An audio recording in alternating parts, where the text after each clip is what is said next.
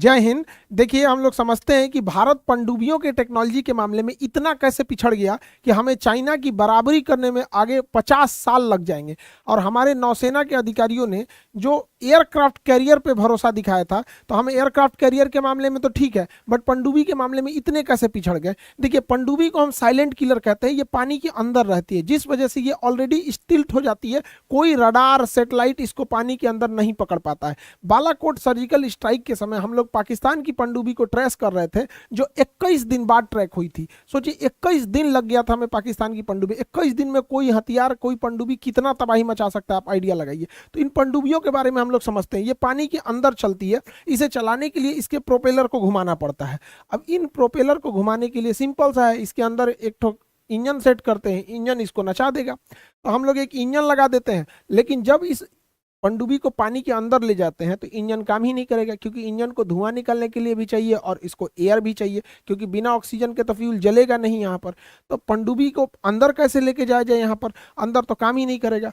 तो फिर सोचा गया कि चलिए हम एक डीजल इंजन लगाते हैं, क्योंकि पेट्रोल इंजन में तो उतना पावर होता नहीं है, डीजल इंजन में ज़्यादा पावर होता है। तो एक डीजल इंजन लगाते हैं, पनडुब्बी को आधा ऊपर रखते हैं और यहाँ ले आके यहाँ से ऊपर ऑक्सीजन ले लेंगे, धुआं छोड़ देंगे यहाँ पे, पनडुब्बी चालू हो जाएगी, काम करना लग जाएगा, इंजन तो काम ही कर देगा। लेकिन आप बताइए, जब यही करना था तो फायदा क्या है? तो काम तो शिप भी कर सकता था। पनडुब्बी का मेन काम है नीचे जाना, नीचे गया तो ऑक्सीजन खत्म, यहाँ पर ऑक्सीजन बिना इंजन चल ही नहीं सकता है यहाँ पे। तब क्या किया जाएगा? तब इसके लिए हाइब्रिड टेक्नोलॉजी लाया गया। हाइब्रिड टेक्नोलॉजी में पनडुब्बी को सतह के ऊपर लाया गया और डीजल इंजन चालू किया गया।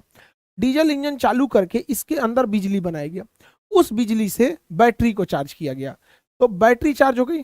अब इस बैटरी के दम पर जब इसको अंदर जाना हुआ तो इंजन बंद करके अंदर चला गया और अंदर इसको बैटरी के दम पे ले जाया गया। यानी हाइब्रिड सिस्टम है, डीजल इंजन भी काम करेगा, बैटरी चार्ज होने के बाद पनडुब्बी अंदर चली जाएगी। यानी अंदर जाने के बाद पनडुब्बी डीजल इंजन पे नहीं चलती है, बल्कि वो बैटरी से चलती है। इसका दो फायदा होता है।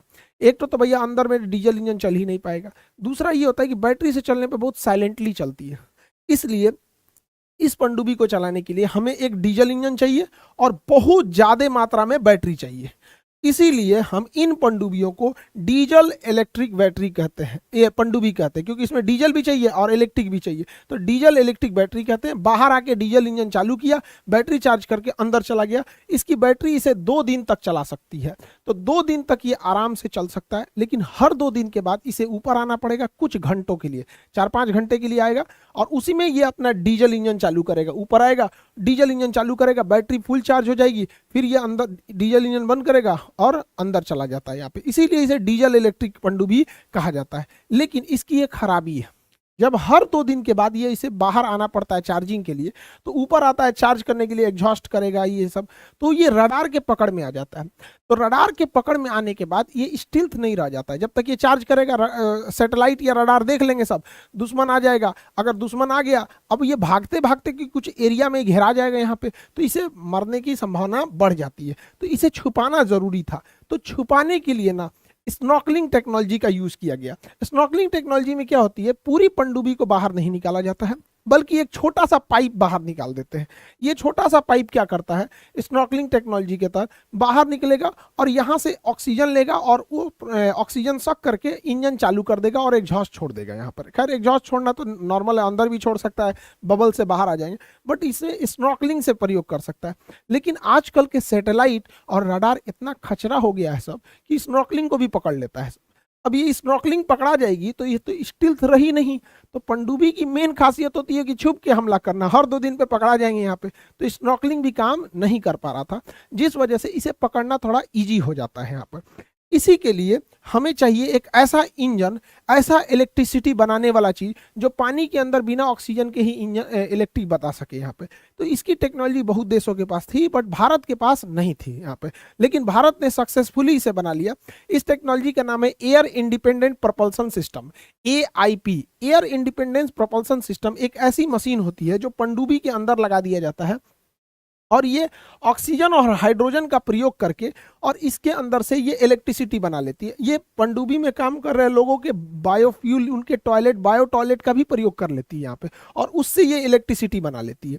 और जब ये इलेक्ट्रिसिटी बना लेती है तो इसे बाहर आने की जरूरत ही नहीं है, अंदर ही अंदर बना लेती है, इसीलिए इसका नाम ही है एयर इंडिपेंडेंट, हवा से कोई मतलब नहीं है यहाँ पे। तो ये अपने ऑक्सीजन हाइड्रोजन जनरेट करके बना लेती है और ये मशीन कहलाती है एआईपी टेक्नोलॉजी। अब एआईपी टेक्नोलॉजी के लिए बैटरी चार्ज करना है तो इंजन, डीजल इंजन चलाने की जरूरत नहीं है, तो बैटरी चार्ज करने के लिए पानी के अंदर ही एआईपी टेक्नोलॉजी से बैटरी चार्ज हो जाएगी। और जब ये बैटरी चार्ज हो जाएगी तो इसे बाहर आने की जरूरत ही नहीं है, एआईपी टेक्नोलॉजी से ही बिजली बनेगा और बिजली इसके रखे अंदर की बैटरी सारी बैटरी कंपार्टमेंट को चार्ज कर देगा, तो इसे बाहर आने की जरूरत नहीं है। ये जो हर 2 दिन पे बाहर आ जाता था चार्ज करने के लिए बैटरी, अब इसे बाहर नहीं आना पड़ेगा, बल्कि 15 दिन तक इसकी कैपेसिटी होती है कि 15 दिन तक ये बाहर नहीं आ पाएगा। सोचिए, इतना खतरनाक हथियार मिसाइलों से भरा हुआ, 15 दिन तक कोई देश इसे नहीं ढूंढ पाएगा, वो भी समुंदर में, तो कहां से कहां तबाही मचा के चला जाएगा। रडार कुछ नहीं कर पाएंगे, सैटेलाइट कुछ नहीं कर पाएंगे यहाँ पे। तो भारत की डीआरडीओ ने इस एआईपी टेक्नोलॉजी को बना लिया है। दुनिया में बहुत सारे देशों के पास एआईपी टेक्नोलॉजी है और एआईपी कई कैटेगरी का होता है। उसमें सबसे शांत ढंग से काम करने वाला, बिना वाइब्रेशन के, बिना शोर मचाए काम करने वाला जो एआईपी है, क्योंकि वाइब्रेशन करेगा ना तो सोनार में पकड़ में आ जाएगा, तो वो होता है फ्यूल सेल टाइप का। तो डीआरडीओ ने जो बनाया है एआईपी, उसका नाम है फ्यूल सेल एआईपी टेक्नोलॉजी। अब डीआरडीओ एक रिसर्च संस्था है, वो रिसर्च कर देगी, प्रोडक्शन नहीं करेगी, तो वो डीआरडीओ रिसर्च करके प्रोडक्शन यानी उत्पादन की जिम्मेदारी एलएनटी को दे दी है। अब ये एलएनटी इसका उत्पादन करेगी, भारी भरकम बिजली घर का, जिसका नाम एआईपी है, और इसे हम अपनी पनडुब्बियों में फिट करेंगे। हमारे पास जो अभी के समय में बेहतरीन पनडुब्बियां हैं वो फ्रांस की बनी हुई पनडुब्बी है, तो हम इस मशीन को फ्रांस के पास भेजेंगे, क्योंकि फ्रांस अपनी, और पनडुब्बियों को भी फ्रांस में भेजेंगे कि भैया इसमें उतना बड़ा जगह बनाओ और इसको उसमें फिट करो। तो उसे हम रेट्रो फिटिंग कहते हैं। रेट्रो फिटिंग क्या होती है कि पुरानी मशीन में जब नई टेक्नोलॉजी को इनबिल्ट करते हैं तो उस क्रिया को हम रेट्रोफिटिंग कहते हैं। तो हम अपनी कलवरी क्लास की पनडुब्बियों को जो फ्रांस से खरीद के लाए हैं, पनडुब्बी और एआईपी दोनों भेज देंगे फ्रांस में, वो वहां पे जाके रेट्रोफिटिंग करेगा। तो जो हमारी पुरानी कन्वेंशन पनडुब्बियां थी, कन्वेंशनल पनडुब्बियां चाहे पूरी तरह से बाहर आए या स्नॉर्कलिंग करें, हर 2 दिन पे आएंगी और सैटेलाइट से पकड़ में आ जाएंगी, इसलिए इनका कोई खास रोल रहा नहीं आज के जमाने में। तो इसलिए एआईपी जरूरी है। एआईपी से ये 15 दिन बाद निकलेंगी, तो 15 दिन तक छुपे हुए अपने मिशन को कर सकती है। एआईपी का भी बाप है न्यूक्लियर सबमरीन। न्यूक्लियर सबमरीन 3 महीना तक निकलबे नहीं करती है, हकीकत में तो इसको 10 साल तक भी नहीं निकलना है तो कोई दिक्कत नहीं, बट इसका भोजन खत्म हो जाता है, क्योंकि सप्लाई आखिर रहेगा ना 3 महीने की, इसके गोदाम में 3 महीने तक का ही खाना भरा होता है, मेडिकल किट, या 3 महीने, तो ये 3 महीने तक रह सकती है, बट ये 10 साल भी रह सकती है। बट ये 3 महीने पे आती क्यों है, तो भैया इसको खाना पीना भरने के लिए डॉक करना पड़ता है। अगर खाना पीना की सप्लाई अगर बीच रास्ते में कर दिए, देखिए बीच रास्ते में करिए या डॉक पे आके कीजिए, निकलना तो बाहर पड़ेगा ही पड़ेगा, 3 महीने बाद ही ये डिटेक्ट होगी। बट सोचिए 3 महीने तक गायब रहिएगा पूरी समुद्र के अंदर, कहां से कहां चला जाएगा, दुनिया का चक्कर लगा के चलाएगा। तो सबसे बेहतरीन हो जाती है वो होती है न्यूक्लियर सबमरीन। तो कन्वेंशनल हर 2 दिन पे निकलेगी, एआईपी टेक्नोलॉजी वाली 15 दिन पे निकलेगी, और ये 3 महीने से भी ज्यादा रह सकती है भोजन के वजह से।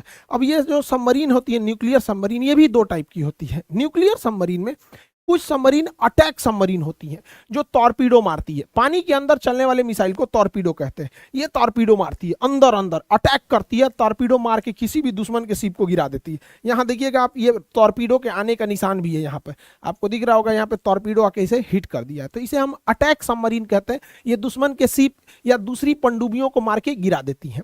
और एक होती है न्यूक्लियर सबमरीन में ही मिसाइल सबमरीन, तो वो अटैक नहीं करती हैं, बल्कि उनके ऊपर में ना मिसाइल ट्यूब्स रखे होते हैं यहाँ पर, और इसमें से अचानक मिसाइल निकलता है और धड़ाधड़, देखिए समुंदर है नीचे, क्या दिख रहा है, समुंदर, कहाँ से मिसाइल आ रहा है किसी को पता नहीं, और ये मार के किधर चली जाएगी पता ही नहीं चलेगा।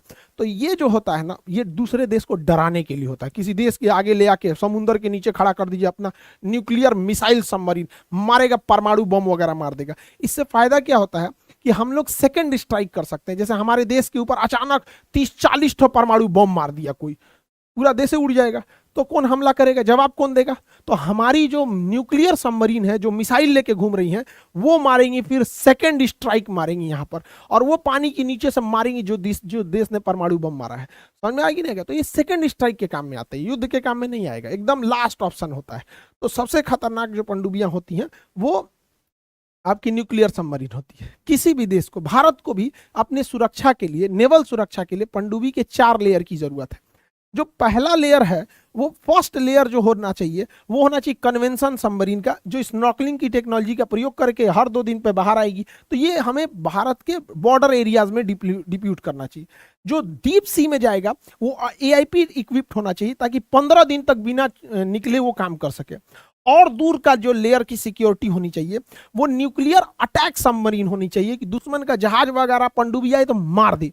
और एकदम डीप ब्लू ओशियन होना चाहिए एकदम दूर दूर तक, तो वो होनी चाहिए न्यूक्लियर मिसाइल। तो 4 टाइप की, कन्वेंशनल पास में हो गई, एआईपी टेक्नोलॉजी मिडिल में हो गई, न्यूक्लियर अटैक और दूर हो गई, एकदम दूर रहना है तो न्यूक्लियर मिसाइल। तो हमारे पास चाहिए 4 लेयर की सिक्योरिटी, जबकि भारत के पास 4 लेयर की सिक्योरिटी नहीं है। हमारे पास न्यूक्लियर अटैक सबमरीन नहीं है और हमारे पास एआईपी अभी भी किसी में इंस्टॉल नहीं है। तो हमारे पास एक कन्वेंशनल सबमरीन है और नहीं तो फिर मिसाइल मारने वाली, अटैक नहीं है।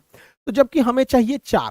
आप लोग को क्या लगता है कि भारत सरकार को इन चारों लेयर पे सोचना चाहिए कि नहीं? जबकि हमारा दुश्मन जो है चाइना, उसके पास 4 लेयर की सिक्योरिटी है यहाँ पर, और उसके पास हमसे 4 गुना ज्यादा पनडुब्बियां हैं और परमाणु पनडुब्बियों का जखीरा है, एआईपी टेक्नोलॉजी की पनडुब्बियों का उसके पास जखीरा है। यहाँ पर पूरी दुनिया को चौंका के रखा है चाइना ने। लेकिन चाइना के पास जब इतनी पनडुब्बियां हैं तो आखिर हमें अपनी सुरक्षा कैसे करना है? पनडुब्बी खतरनाक है बट पनडुब्बी को भी तो मारा जा सकता है। तो इसके लिए हम अमेरिका के 2 जहाजों का यूज करते हैं। एक हेलीकॉप्टर है रोमियो हेलीकॉप्टर, ठीक है, और एक जहाज है जिसका नाम है P8I पोसाइडन। ये हेलीकॉप्टर के नीचे रडार लगा होता है, सोनार, और इसके अंदर भी बहुत हाई फ्रीक्वेंसी के सोनार वगैरह लगे होते हैं। ये पानी के नीचे पनडुब्बियों का पता करते हैं, और अगर मान के चलिए इन्हें आभास हो जाता है कि नहीं गहराई पे शायद पनडुब्बी है, तो ये सोनो वॉइस नीचे गिरा देते हैं। इक्विपमेंट होता है एक ठो सोनो वॉइस, ये क्या करते हैं नीचे सोनो वॉइस गिरा देते हैं समुद्र के अंदर। वो समुद्र के अंदर गिर के तरंगे छोड़ता है और पता लगा लेता है कि कहीं कोई पनडुब्बी तो है कि नहीं यहाँ पे। तो अगर कोई बाहर से स्नॉर्कलिंग से जांच कर रहा होगा या बाहर निकल के चार्ज कर रहा होगा तो उसको पकड़ लेगा। लेकिन एआईपी इक्विप होगा या परमाणु पनडुब्बी होगी तो निकलेगी ही नहीं। तो ये ऊपर ऊपर पूरे रडार से, हाई पावर के रडार से देख लेता है, और नहीं तो सोनो वॉइस गिरा के अंदर तक में देख लेता है। और इसके अंदर पूरा कमांड सेंटर होता है, पूरा कमांड सेंटर। जैसे ही इन लोग को कोई पनडुब्बी दिखती है कहां पे है, तुरंत उसका लोकेशन अगल बगल के जहाजों को दे दिया जाता है कि जाके मारो। अब जो पहले पहुंच गया वो जाके उसे मारता है। सपोज कोई हेलीकॉप्टर था तो हेलीकॉप्टर उसको टारपीडो गिरा देगा। टारपीडो पानी में घुस के मार करने वाली मिसाइल होती है, तो हेलीकॉप्टर मार के गिरा देगा। अगर नेवी का कोई जहाज है तो जहाज उसको मार के टारपीडो से गिरा देगा। अगर कोई पनडुब्बी उस दुश्मन की पनडुब्बी के पास है तो वो अपने टारपीडो से मार के गिरा देगी। कोई नेवी का शिप है तो शिप के ऊपर भी टारपीडो लगा होता है, कहीं से मार के गिरा दिया जाएगा जहां भी पकड़ में आएगा तो, और ये जाके दुश्मन की पनडुब्बी को तहस नहस कर देता है। तो हमारे पास एंटी सबमरीन वारफेयर में हम चाइना के आगे हैं, बट सबमरीन के मामले में हम चाइना के पीछे हैं। हमसे ज्यादा सबमरीन है चाइना के पास, बट मारने की क्षमता चाइना से बेहतर है हमारे पास यहाँ पर, तो हम इसे मार सकते हैं। कई बार पनडुब्बियां काफी पास में आ जाती हैं तो उन पर टारपीडो नहीं काम करता है, एकदम पास में आ जाएगी। जैसे इंडियन नेवी का मान के चलिए जहाज है और नीचे अचानक कोई पनडुब्बी आ गई, तो उसके लिए डेप्थ चार्ज का प्रयोग किया जाता है। किसी भी डिस्ट्रॉयर, कॉर्बेट या फ्रिगेट जहाजों पे देखेंगे ऐसे गोल गोल सर्किल बना होता है। अब इसको जूम करके दिखाते हैं, ये इसे डेप्थ चार्ज कहते हैं। इसके अंदर बारूद भरा होता है और जिस एरिया में चारों ओर घूम सकते हैं, जिन्हें इन्हें कोऑर्डिनेट मिलता है कि इधर दुश्मन की पनडुब्बी है, धड़ धड़ धड़ धड़ यहाँ पे डेप्थ चार्जर फेंक देते हैं। ये डेप्थ चार्जर बड़े खतरनाक होते हैं। जब हम इन डेप्थ चार्जरों को फेंकते हैं तो ये पानी में जाते हैं, और जब पानी में ये चले जाते हैं तो पानी के नीचे जाते हैं 100-200 फीट नीचे, और 100-200 फीट नीचे जाने के बाद ना ये पानी में जाकर बम से फटते हैं एकदम।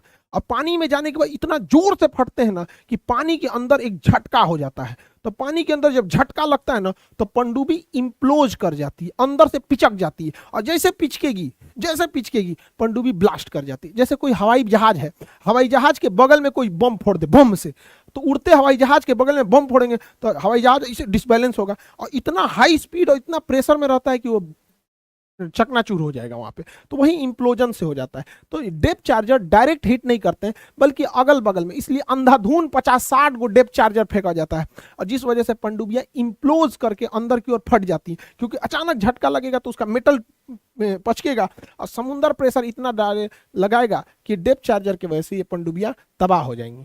तो आप देखिए कि हमारे पास भले पनडुब्बी नहीं है लेकिन पनडुब्बी मारने की क्षमता है। तो एक चीज तो आपको समझ में आ गया कि ससुरा पनडुब्बी अगर दिख गई तो उसको मारना बड़ा इजी है। पनडुब्बी भले खतरनाक है लेकिन दिख गई तो मारना बहुत इजी है, क्योंकि कोढ़िया होती है पनडुब्बी, धीरे धीरे चलती है 40-50 की स्पीड में, तो उसको टारपीडो से मार देगा, मिसाइल से मार देगा, डेप्थ चार्जर से मार देगा। इसलिए जरूरी है कि पनडुब्बियों को लोकेशन ही न पता चले। इसलिए जब पनडुब्बी गहराई में होती है तो इसका लोकेशन नहीं पता चलता है, लेकिन जब ये अपने मेंटेनेंस के लिए या फिर रसद खाने की सप्लाई के लिए या हथियार की रीफिलिंग के लिए वापस आती है अपने बेस पे, तो ट्रैक हो जाती है ऊपर सैटेलाइट से। इसलिए इसके लिए अंडरग्राउंड बेस बनाना बहुत जरूरी होता है। तो पनडुब्बी अंदर अंदर आएगी, इसमें घुस जाएगी, पता ही नहीं चलेगा, ये पहाड़ों के अंदर रहेगा। तो भारत एक प्रोजेक्ट वर्षा चला रहा है। प्रोजेक्ट वर्षा के तहत हम विशाखापट्टनम के पास रामबिली नामक एक जगह में हम अंडरग्राउंड सबमरीन बेस बना रहे हैं, जिससे कि पनडुब्बी अंदर आके फिर हथियार लोड करके चली जाएगी, पता ही नहीं चलेगा आया या नहीं आया। नहीं तो फिर अगर मान के चलिए भारत के पास पनडुब्बी है कोई, अगर बेस में गई तो दुश्मन को पता चल जाएगा ना कि अभी तो बेस में गई है, हमला कर सकते हैं यहाँ पे। तो ये रामबिली में इसे बनाया जा रहा है। हमसे पहले चाइना इसे बना के रख चुका है। चाइना का जो है यहाँ पे हैनान एक प्रांत है, चाइना का हैनान द्वीप चाइनी नौसेना का एकदम गढ़ है। यहाँ पे बहुत ज्यादा हैविली मिलिटराइज्ड ये द्वीप है, हैनान द्वीप। इस हैनान द्वीप के पास चाइनीज पनडुब्बियों का जखीरा है और वहां पे यूलिन नेवल बेस है। आप ध्यान से देखिए, आपको इमेज में दिख रहा होगा कि पानी के अंदर एक पनडुब्बी दिख रही होगी, और ये पनडुब्बी इस यूलिन नेवल बेस के अंदर जा रही है। और यहाँ अंदर जाने के बाद यहाँ पर इसके अंदर मेंटेनेंस, रिफिटिंग, हथियार लोडिंग, खाना पीना जो भरना है भर सकते हैं यहाँ पर। तो ये यहाँ पे यूलिन नेवल बेस में है यहाँ पे। तो भारत भी इस प्रोजेक्ट पे अच्छा खासा काम कर रहा है यहाँ पर। अब नेवी में आप अक्सर एक शब्द यूज सुनते होंगे, किसी शिप को बोलता है कॉर्बेट है, किसी को फ्रिगेट कहता है, किसी को डिस्ट्रॉयर होता है, तो कोई लैंडिंग शिप होते हैं, कोई पेट्रोल वेसल होता है, कोई कैरियर होता है, कोई एम्फीबियस होते हैं, सब ये अक्सर आप लोग सुने होंगे यहाँ पे। और पनडुब्बी के मामले में अगर आप यूपीएससी मेंस लिखेंगे तो साइंस एंड टेक के पार्ट में आपको ये तो अच्छा खासा आपको लिखना पड़ जाएगा यहाँ पे कि पनडुब्बियों के लिए, क्योंकि ये ज्वलंत मुद्दा है, तो पनडुब्बी में दो चीज आप सुनते होंगे यहाँ पर कि एक प्रोजेक्ट 75, I-76, 77, 877 क्या है। अगर ये समझ में आ गया प्रोजेक्ट तो ससुरा वो अलगे दिमाग खाता है। पनडुब्बियों का क्लास कोई होता है scorpion class, kilo class, Akula class, type 152, Kalvari class, Sindhu Ghosh class, Shishumar class.